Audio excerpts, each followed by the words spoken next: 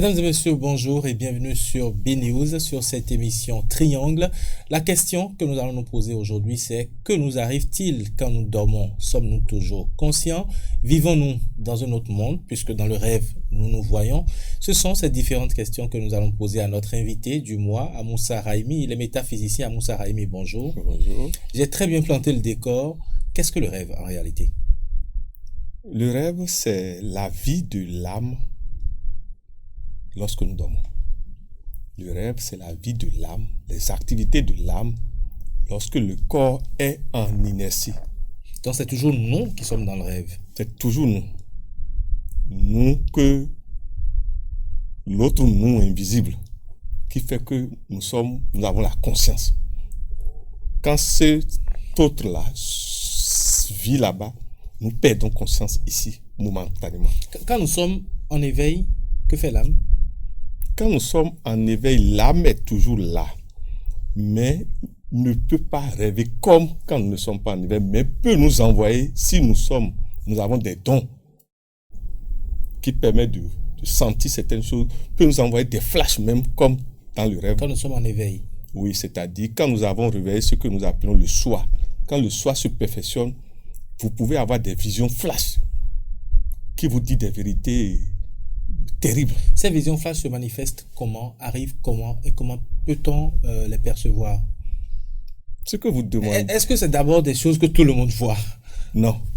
Vous savez, il y a ce que nous appelons les vérités instantanées. Mais ce n'est pas donné à tout le monde. Il y a des gens, s'ils rentrent ici maintenant, si quelqu'un est caché derrière là, ils sauront. Ils n'ont pas besoin de voir. Parce que simplement, ils ont perfectionné leur âme et leur être, leur soi. Ils ont des informations qui n'ont pas d'explication. C'est ça qu'on appelle la vision supérieure. Vous ne comprenez pas pourquoi, parmi 20 personnes, celui qui a braqué, lui, vous dit, vient dans la salle en même temps, il a regardé tout le monde, il dit c'est lui. Et les enquêtes finissent par montrer que c'est lui. C'est inexplicable souvent. Ce sont ce que nous appelons des informations instantanées, vraies. Cette vision dont vous parlez, qui peut être considérée comme un flash, est-ce que ça peut apparaître comme une idée?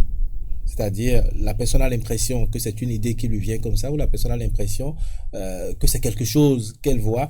Est-ce que la personne peut se tromper également? Comment interpréter ce flash et ne pas se tromper? Les visions les plus terribles viennent souvent de ce que nous appelons la loi des synchronisations. C'est-à-dire, par exemple, vous avez vu quelque chose dans le rêve, vous avez oublié, vous avez négligé. Mais vous êtes en circulation, seulement la chose réapparaît. Peut-être derrière, vous êtes derrière une voiture et ça réapparaît. Et ça vous ramène totalement votre rêve que vous avez oublié.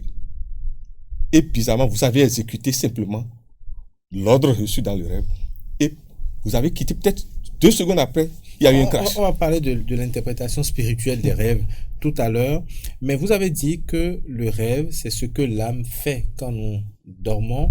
Est-ce qu'on doit considérer que l'âme est dans un autre monde D'abord, quand nous dormons? Oui, c'est le monde que nous appelons le monde astral. C'est-à-dire le premier monde après le monde physique. Il y a d'autres mondes encore. Mais le monde de la nuit, le premier, c'est le monde astral. C'est-à-dire le monde de l'âme. Mais l'âme n'est pas seulement une réalité. L'âme est une et multiple.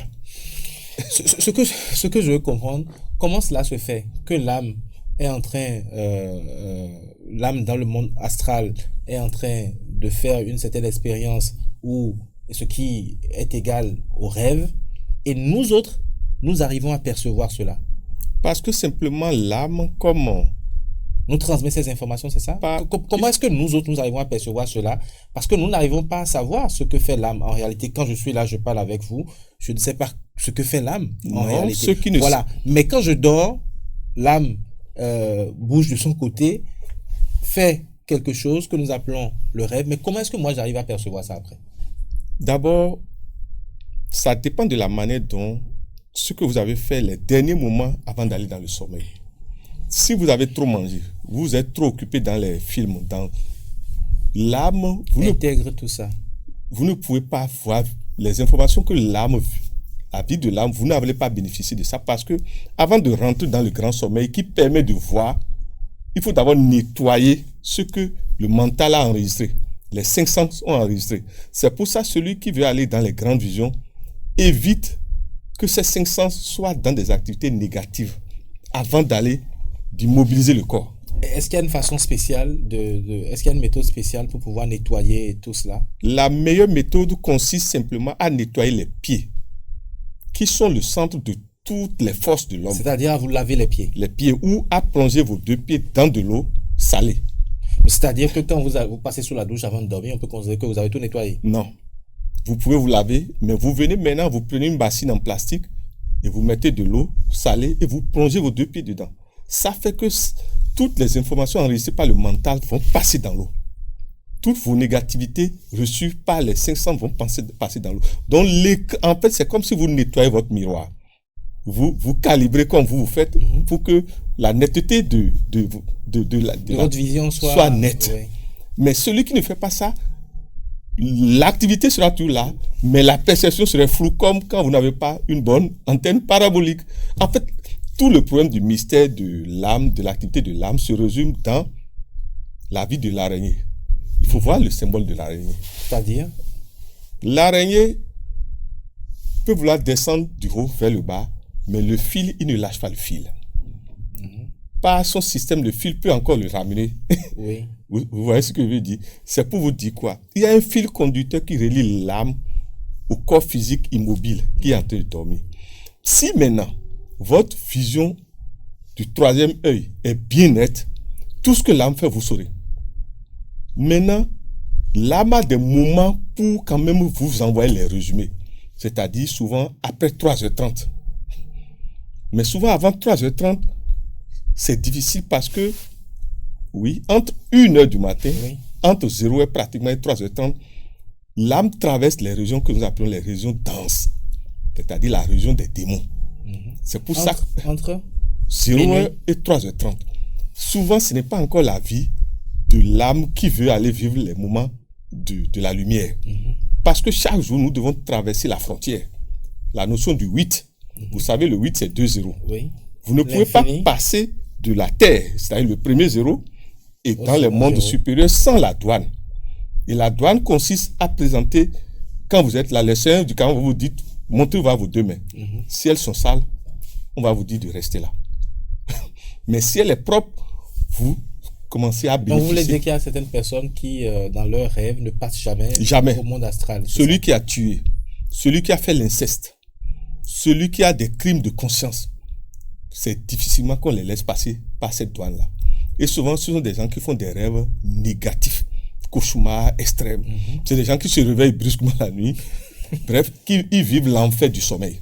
C'est des gens même, vous allez voir que pour ne pas véritablement voir la vie de Ils sont l'âme, en éveil. ils sont toujours en train de boire des drogues, d'être dans la prostitution. C'est-à-dire de forcer l'âme Rester en ne- éveil. non, à dormir, mais à ne pas se rappeler. Ah, parce que quand vous êtes un peu troublé, vous buvez et tout ça, vous ne vous rappelez pas de ce Celui que vous qui voyez la nuit. a trop d'alcool dans le corps ne peut plus voir l'écran. Il ferme lui-même le miroir. Parce que vous ne pouvez pas, sauf si vous avez maîtrisé l'exercice de l'alcool. Alors, vous avez parlé de 0h à 3h du matin. Ensuite, à 3h30.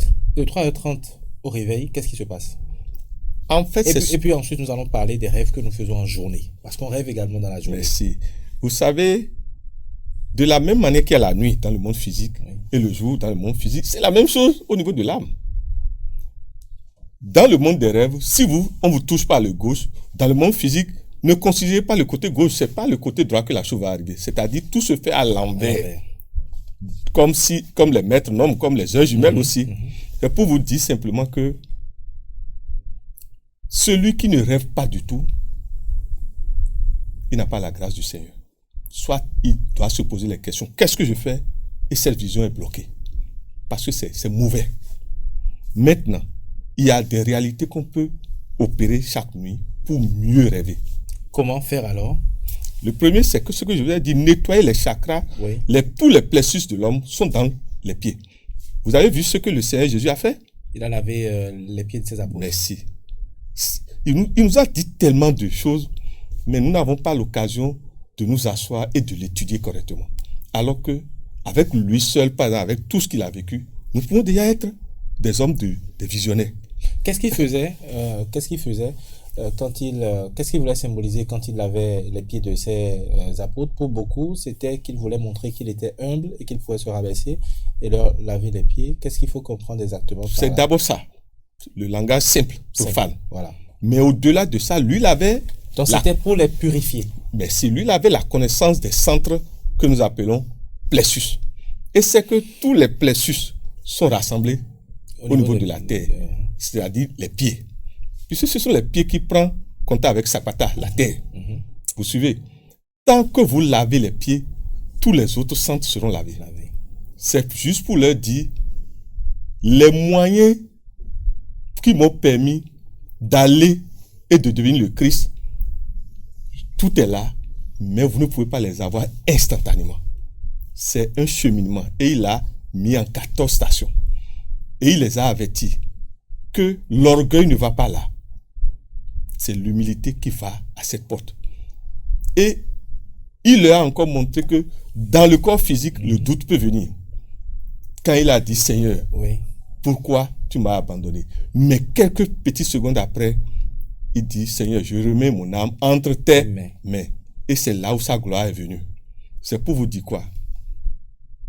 Chacun de nous doit savoir que tous les mystères dans le monde sont résumés dans le corps de l'homme, à travers les organes principaux dans l'homme. Le cœur, le foie, les gonades, vous savez, le cerveau.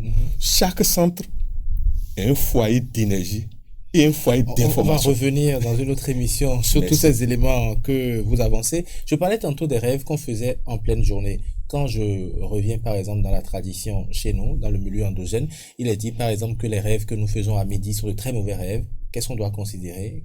Qu'en est-il des rêves qu'on fait en pleine journée? En réalité, quand le soleil est dans sa puissance, et au zénith, ce sont les esprits brûlants qui descendent. D'où nos parents, ayant ces connaissances, ont interprété la chose de cette façon. Une interprétation juste. Parce que... Ça veut dire que ce n'est pas bien de rêver en plein midi. Il est interdit d'interdire. Le problème se trouve simplement au niveau de la capacité mentale à supporter les visions de ces temps-là. C'est pour ça que nos parents évitent ça. Et vous verrez que ils ont tellement eu contact avec les entités des autres mondes qu'ils ont utilisé des systèmes de balafrage ou de cicatrisation pour fermer, protéger leur progéniture. Parce que les masques que nous voyons ne sont en réalité que des protections, comme les âmes nous protègent aujourd'hui, contre les démons et les forces invisibles, qui nous visitent aussi, s'il vous plaît, et qui ont leur lieu d'existence dans le monde physique. Dans le puits, par exemple, il y a des entités là dans le puits, comme au bord de certaines rivières, comme au niveau de la mer. Celui qui va, par exemple... Vous voulez parler des puits que nous avons dans nos arbres? Oui, s'il vous plaît. Il y a des arbres, il y a des plantes qu'on ne cueille pas à partir de 18 heures. Les entités là vont vous suivre. Généralement, par rapport aux plantes qu'on ne va pas cueillir ou qu'on ne va pas chercher après une certaine heure, généralement, pour ce qui se dit, c'est-à-dire qu'à la tombée de la nuit, on ne doit pas arracher des plantes parce que c'est à partir d'une certaine heure, 18h, 19h, que les plantes également se reposent pour pouvoir aspirer, pour pouvoir libérer le CO2, je crois, c'est un truc comme ça, et aspirer l'énergie. Qu'en est-il? Est-ce que c'est cette interprétation ou bien pourquoi est-ce qu'on ne cueille pas les plantes selon vous à une certaine heure? S'il vous plaît, de la même manière que il y a les nègres, les chinois, les blancs, les animaux, c'est aussi comme ça, sont configurés races. Tout dort, tout se réveille aussi dans le monde. Tout dort, tout se réveille aussi. C'est la loi. Apparemment, vous allez au bord de la mer, vous allez dire que la mer ne dort pas. La mer dort aussi. En réalité, toute chose vit le moment de retour sur soi qu'on appelle la concentration. Et donc dans les signes de terre d'abord. Toute chose rayonne à travers l'expansion et les signes de feu. Entre les deux, il y a les signes d'air et les signes d'eau qui sont les communications. Vous verrez que les signes d'air rêvent plus que tous les autres signes. Les signes de terre rêvent moins, rêvent toujours, mais ne se rappellent pas souvent du fait qu'ils sont dans la densité. Et donc, il faut qu'ils travaillent les outils de l'air pour voir. Parce que ce sont les outils de l'air qui permettent réellement d'avoir les grandes visions. Maintenant, l'eau est aussi un miroir. Mais l'émotion domine. Au niveau des signes d'eau. Ça fait que, souvent, si les gens de l'élément eau ne travaillent pas les qualités de feu, ils ramènent des visions avec trop d'émotions et perturbations. Parce que celui qui travaille trop à aller vers la vision, elle sera plus jugé que les autres. C'est-à-dire? Ce que vous avez vu. Dans quel état, comment avez-vous préparé votre être physique pour voir? Si vous buvez l'alcool, les drogues pour voir, ne venez pas parler de vos visions. Parce que qu'elles sont fausses. Elles sont fausses. Vous avez travesti vos outils de transmission. Le meilleur outil, c'est le jeûne. Surtout le jeûne de 40 jours. Ou la neuvaine. C'est pour vous dire quoi? Ceux qui ont les visions ou ceux qui rêvent réellement seront doublement punis ils ne travaillent pas sur leur préparation. Parce que voir est une chose, mais il faut savoir qu'on est responsable. Moussa Raimi, ce que vous dites est tellement intéressant, mais le temps est parti. Nous allons revenir dans une autre émission sur ce sujet et parler surtout de l'interprétation spirituelle des rêves. On a compris, on vous aura compris. Mesdames et messieurs, merci de nous avoir suivis. On se retrouve la prochaine fois, dans la semaine prochaine. Mais surtout, n'oubliez pas, nous allons faire le 2e numéro, toujours pour parler des rêves. Merci et à la semaine prochaine.